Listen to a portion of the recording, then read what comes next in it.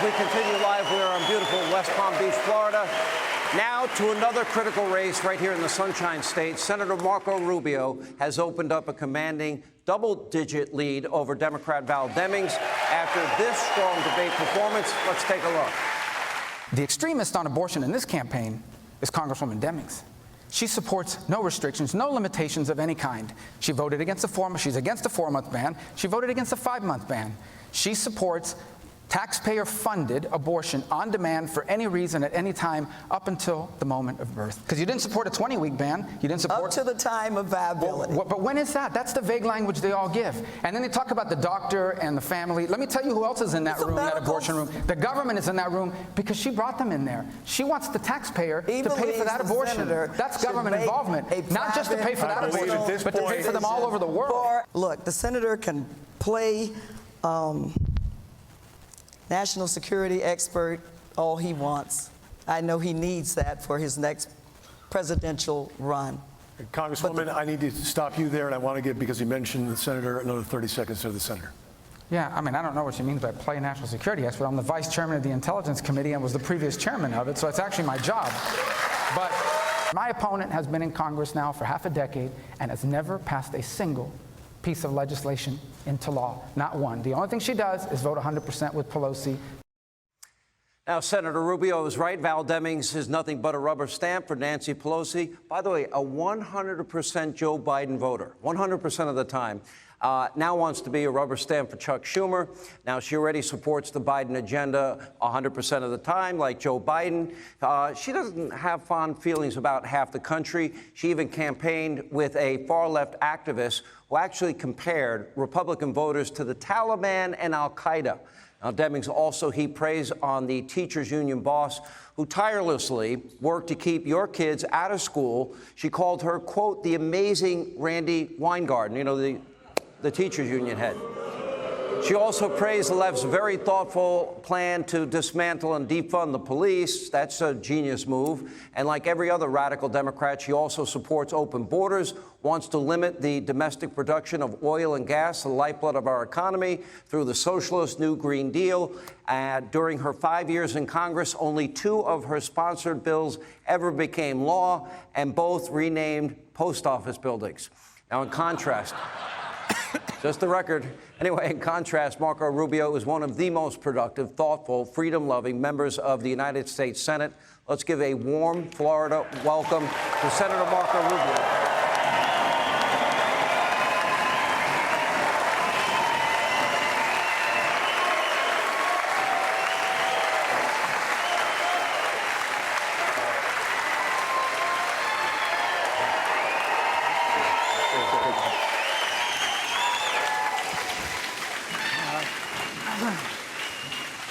Anybody that is preparing for a debate, maybe any other candidates, I pray that they watch that debate with you and Val Demings. That's my job. That's what I do. I thought that was a really good, powerful moment for you in the whole debate. I thought she did very poorly. You're both up by double digits. You're both running against candidates that are 100% in support of Joe Biden's policies. I don't think there is a bigger choice election in our lifetime, Senator.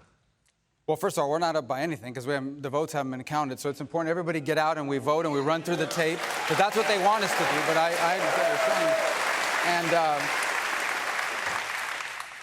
I don't know what Charlie Crist is on because he's the only one in Florida. We were just talking about this a moment ago. He will have lost to me in 2010 and then Rick Scott in 2014 and now to Ron DeSantis. It's a rite of passage.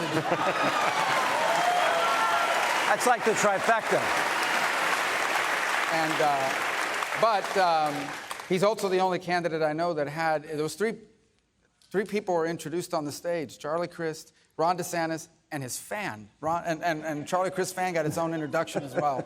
So the guy's not a serious candidate. But I don't know how you can be with Nancy Pelosi 100% of the time like Val Demings is. Pelosi isn't even with Pelosi 100% of the time. So it's a tough thing to do. So anyway. And by the way, I don't think Joe knows today's Thursday. Ouch. That was mean, right? They're not responsible for what I say. You know, Senator, I look at what's happened to the country, and I was asking the governor about this the last 20 months. My son is here with me tonight. He's 24 years old. He lives in Florida. And I worry about his future.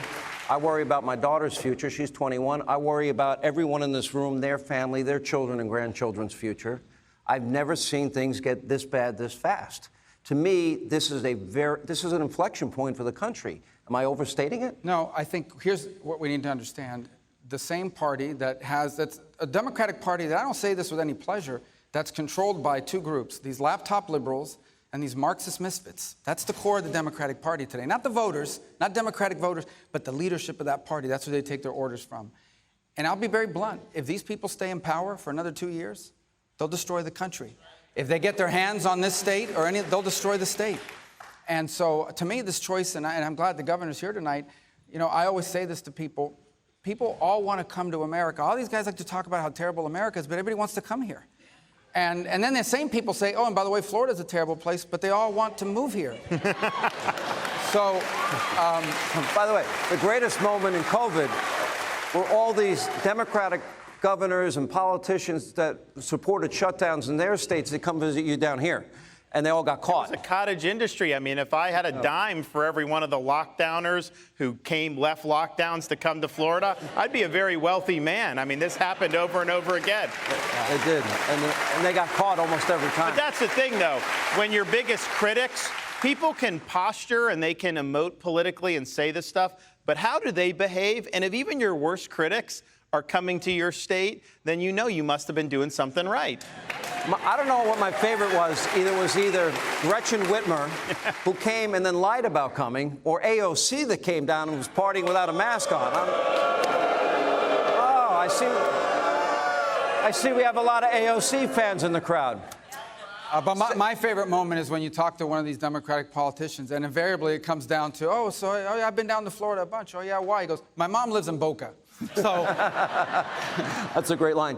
You know, let me look at the other side of this. Everyone's talking about a wave election. Senator, you said something I hope everybody heard loud and clear. There are a lot of polls, but there's only one poll that matters, and that's on Election Day.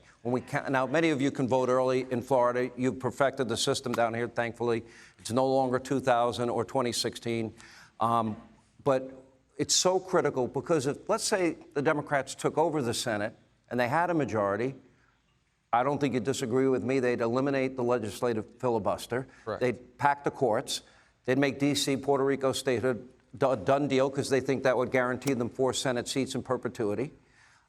They would continue down this path of new Green Deal radicalism. And if that happened, I don't know if we'd ever dig ourselves out of it. No, they would also take over our election system. They pretty much said they want to do that. Val Demings says she also wants the federal government to potentially take over our property insurance, which is, you can just imagine. Maybe that's what the 87,000 IRS agents will do, is run the insurance company. But I mean, the list goes on of the parade of horribles of things they would do. Look, if they were in power, I'm convinced of this now. If they had a filibuster, no filibuster, whatever, and they had been in charge during the COVID, they would have locked down the country. They would have done to the country what they did to New York, what they did to California, what they did to Illinois. That's what they would have done. In fact, Val Demings has said as much, and I think both Demings and Christ are on record as late as I think last summer asking for another shutdown in this state. They would have spent $4-something trillion. They tried to, and even in their infrastructure bill, they brag about only a quarter of that money went to infrastructure. The rest of it went to take on very serious problems like, you know, racist roads and discriminatory trees and whatever else they can think of. And so, look, I'm sorry. I hate to say this about my fellow Americans. These people are out of their minds, and they cannot be allowed to be near power. You know, it raises the bottom line. Newt Gingrich defines it really well. The night he became Speaker, the Republicans were out of power 40 years. I was the MC of that event. I was a local radio host in Georgia at the time. How do you reconcile capitalism versus socialism? How do you reconcile defund no bail versus law and order?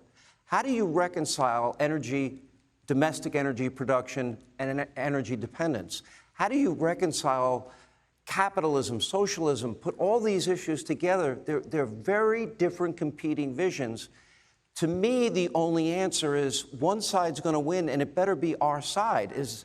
I don't see any middle ground here. Yeah, I mean, just look at how these states have performed, like since I've been governor. You have states like California and New York. People are fleeing those states. They're not safe. They tax, lockdown, all those other things. You're not giving Gavin Newsom enough credit. He's the first governor in the history of California that had a net exodus of it out of his state, not a net increase in it. But you see, though, the Florida blueprint has worked. I mean, people, just by bringing their wealth, their visitation, moving here.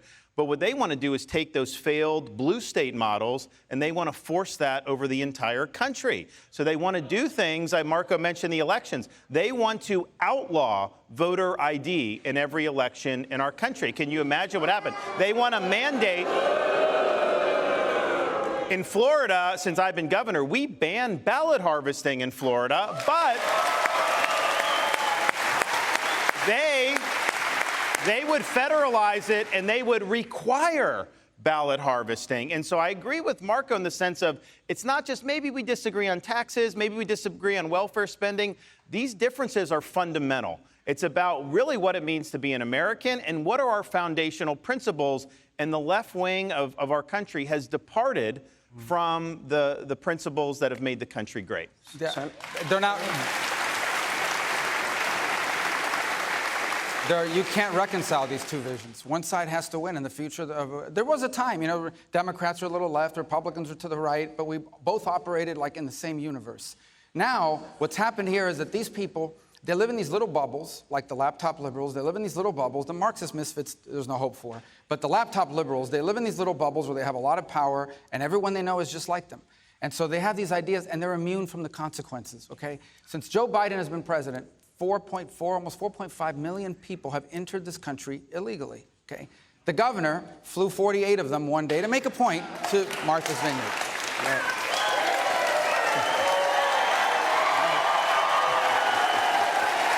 48. They arrive, the state of Massachusetts immediately declares a state of emergency. 48 people. They mobilize 100 and something National Guard troops, 2-to-1 ratio.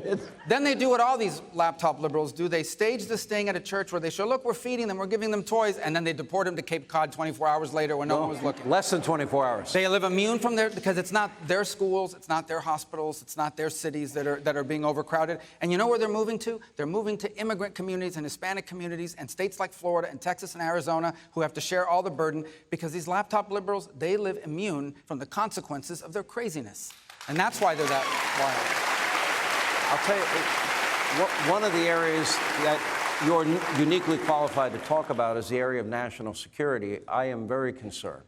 I don't think Joe Biden garners any respect for moral leaders, hostile regimes like Vladimir Putin in Russia, President Xi in China, the mullahs in Iran.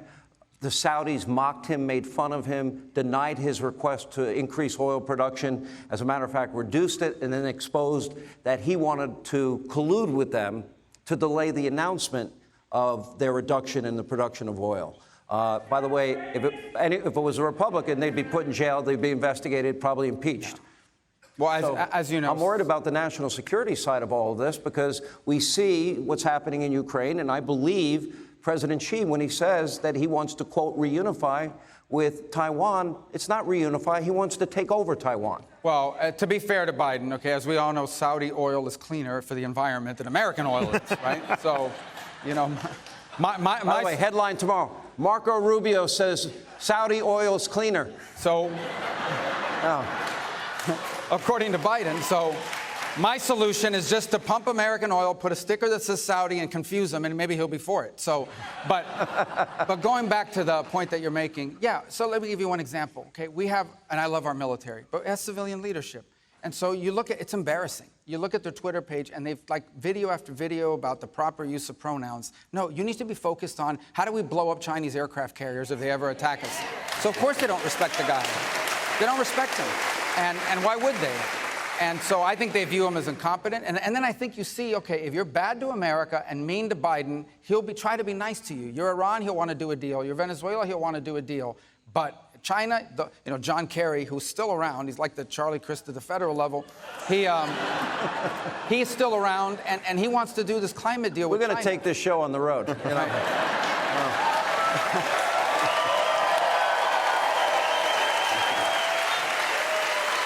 And so, China's sitting there saying, we're going to take these guys to the cleaner. We're going to take these guys, and that's what they're doing. So you're absolutely right. It's dangerous, it's reckless, and the China threat is the threat of the 21st century. Either they will be the world's most powerful country or we will, and I promise you, a world where China is the most powerful country in the world is not a good world. It is not the one I want to leave my kids.